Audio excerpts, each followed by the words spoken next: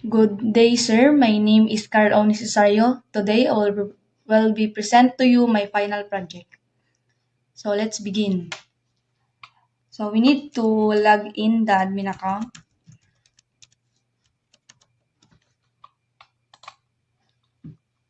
So, as you can see, this is my dashboard. I have master file, report, exit. So, let's click master file, then student. So, in my student, I have student ID, name, contact number, gender, course, year. And this is the list of the student. Then let's try to add. Let's add. So student ID says 1, 2, 3, 7, 8, 9. Then the name is Kayla. Kayla Oriendo. Then the contact number is 09 09 5641. Then the gender is female. Course BSCS. Then the year is third year. Add. Then click save. So successfully save. So as you can see, the student we add is already in the list. So let's try to update. So click update. Update, then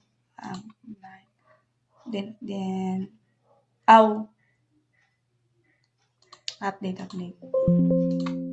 So mail, then mail. Then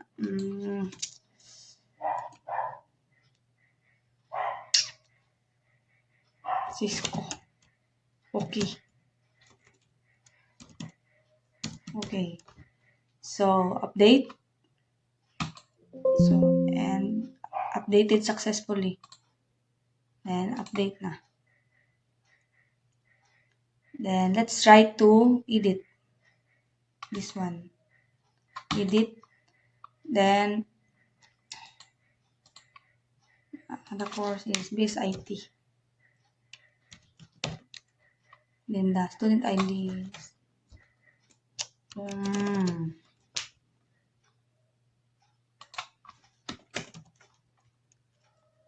then click update.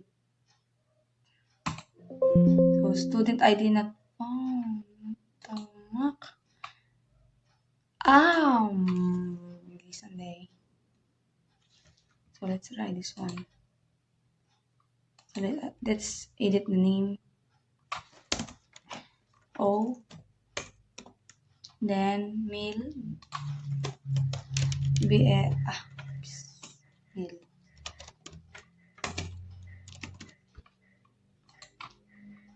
BSHM. So update that successfully. So na-edit na siya.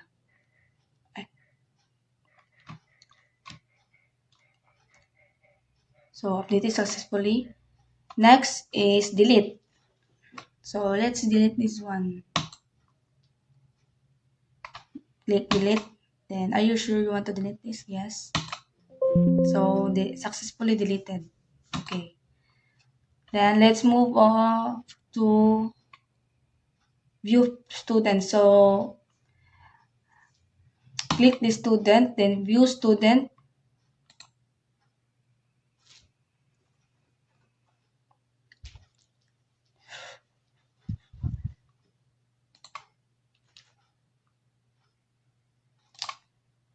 So this is the profile of the student. This is the profile of the student. Karen Cesario. Then this is the information. Next is Gwendolyn. So view student.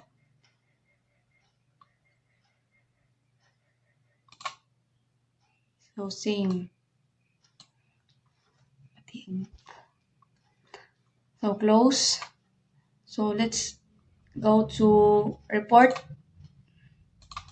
Let's move to report.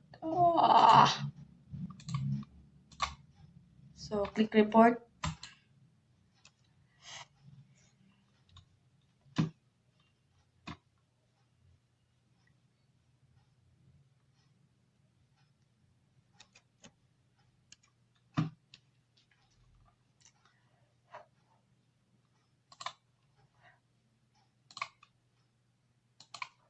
So this is the list of all information of the student.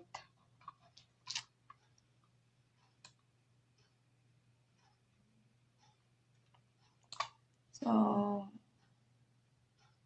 close, then exit. So that's all. Thank you.